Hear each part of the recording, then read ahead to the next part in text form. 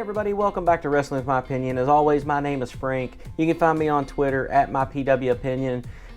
Hit that subscribe button, like the video, drop me a comment, give me your opinion on the things that are going on out in the wrestling world, and let's just have some fun together. Today we're going to talk a little bit about Vince McMahon. He had his big meeting today with his shareholders and all that. Lots of information comes out in those. One of the things that was kind of a hot topic was him referencing the new executive director roles. He never really mentions by name who he's talking about, but obviously he's talking about Eric Bischoff and Paul Heyman. And he kind of talks about how he thinks they're going to affect their business, how he feels, what he feels that's going to do for him. And it was kind of interesting in my opinion. So basically what he says is, one of the things we've done is to hire 2 executive directors, one for Raw, one for SmackDown, and in doing so, it allows me to look at a longer range story, our standpoint, and also spend more time on talent development and not get into the weeds as much as I had to do in the past.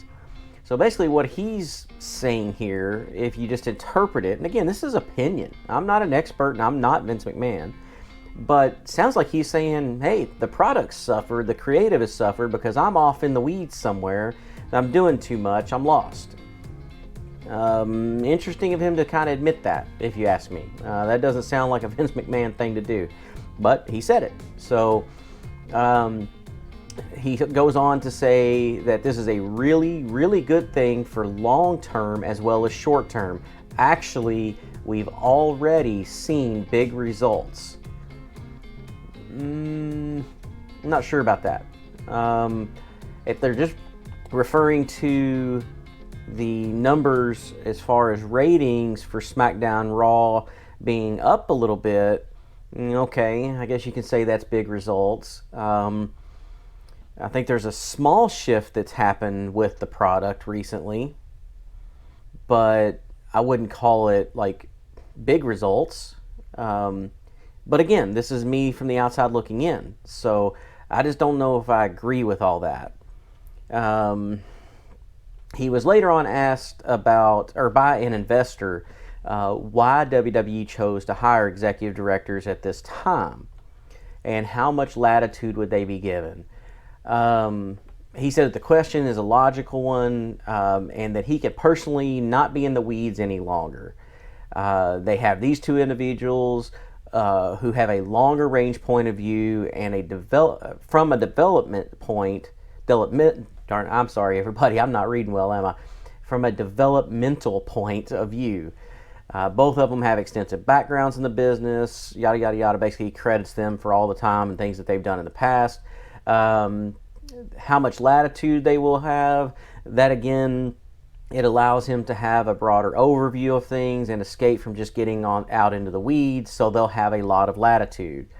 So that's Vince McMahon saying that Heyman and Bischoff will have a huge amount of latitude as far as where the 2 shows are going. But guess what? Just as everybody's expected, Vince McMahon still controls everything, and if he decides no, it's still no. So I gotta wonder, how much is he gonna actually pull back and not affect what they're doing? They did a Q&A portion, of course. Another investor asked about the negative press coverage and the state of the product. Vince said that they have definitely turned the corner, and when it comes to improving the creative content and storylines, he sees it as a relaunch of content for the company. As far as the content's concerned, I'll address that. We have definitely turned the corner.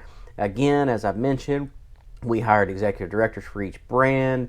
They're going to grow in a more in-depth, into more in-depth stories. Notwithstanding that, we spent more time on the storylines, good ones, and also development of talent. It's a combination of a lot of things as far as coming together. I call it a relaunch in terms of content. So he basically kind of said it and then repeated himself, reiterating why he thinks that's what's happening. I don't know if I'd call it a relaunch yet.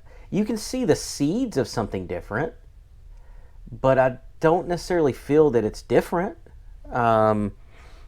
Okay, so they did the Raw reunion. That was fun. Got to see a bunch of huge names from the past that everybody knows and loves, and that was all fun. And end the new show with all of them in the ring and Stone Cold just downing beers and all of that stuff. I mean, okay, yeah, that was cool, and had a nice DX segment.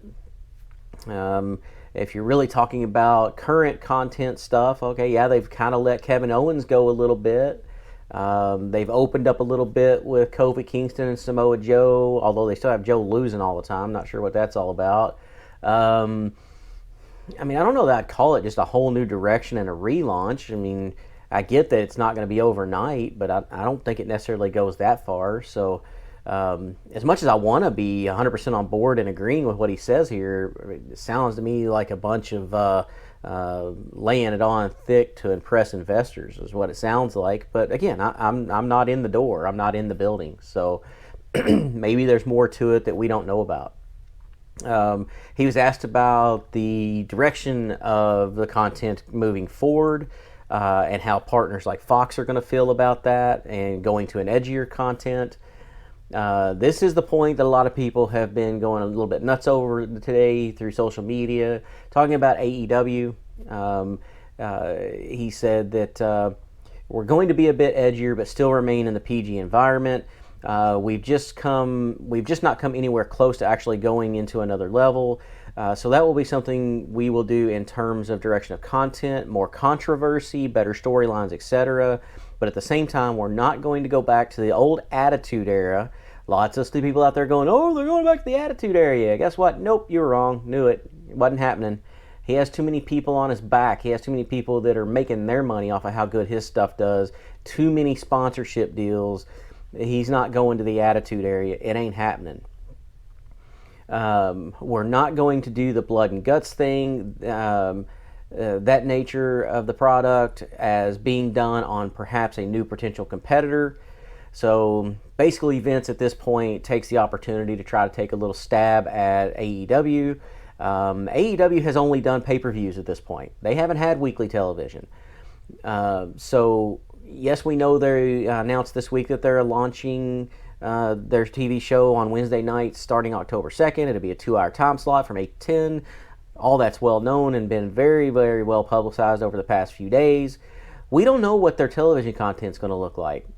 So to judge what they did on pay-per-view and Dustin Runnels being busted open, or Rhodes, excuse me, being busted open in his match, and then having the whole thing with the chair shot to the head that raised a lot of controversy, I think that's a big leap for Vince to be making, basically saying that they're going this route and that's what their TV is going to look like. I have my doubts that it will, because I would bet you that TNT is going to lay down some law on that and say you have to fit within these parameters and these things are not going to be allowed.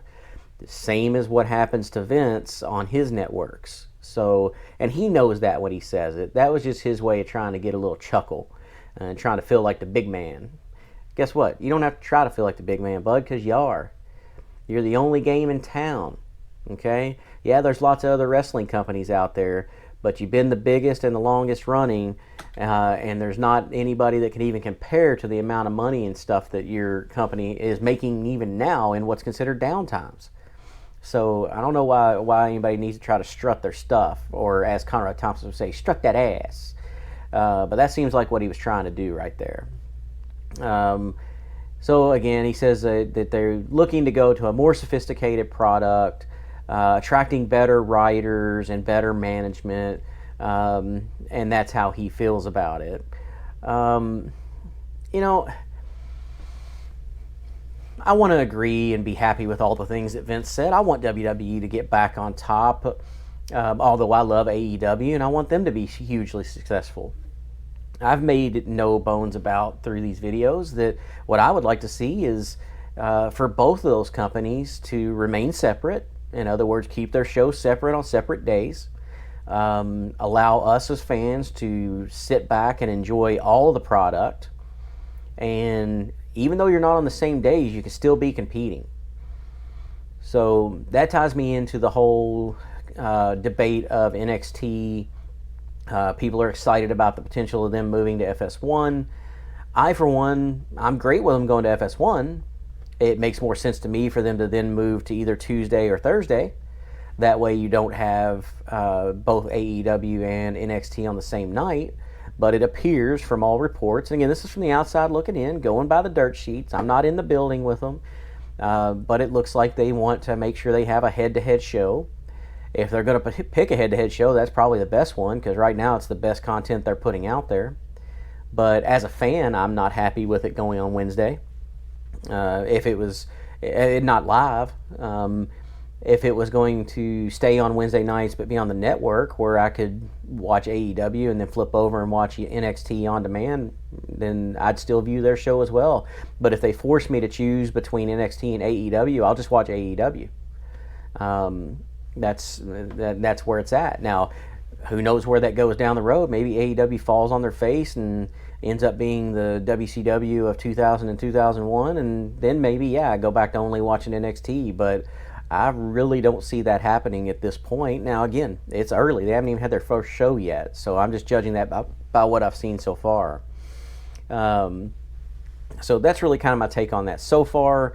I touched base a little bit on AEW announcing when their show was going to air, which, as everybody knows, October 2nd, 8 to 10 p.m., weekly show on TNT Drama. So if you haven't seen that, just bring up any social media site and look at AEW and you'll find it.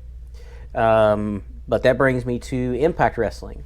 Did a video a while back talking about the potential for them to have another TV deal and get off of Pursuit. It had looked like that TV deal maybe had fell through.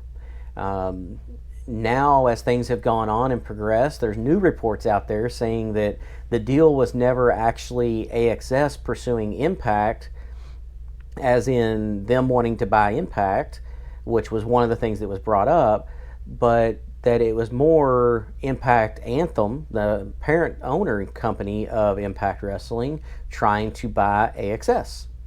And then that way they could put Impact on their show. Reports say that if they are able to make that purchase, that they will do everything they can to retain New Japan and Wild Women of Wrestling. They don't want to remove that content, which I think is a brilliant move on their part. It would give them the leeway to pick a day, a non-competing day, if they're smart, and make their show live. I, for one, want to see this happen, and I don't care how it happens. That's just my personal opinion. I call it wrestling with my opinion, and that's my opinion. I want to see it happen, and I don't care how. I don't care if it's AXS saying, hey, you know what, we won't sell to you, but we're interested in your show. Let's put you on this night and at this time. Okay, cool. Take it, Impact. If they buy it, cool. Do it.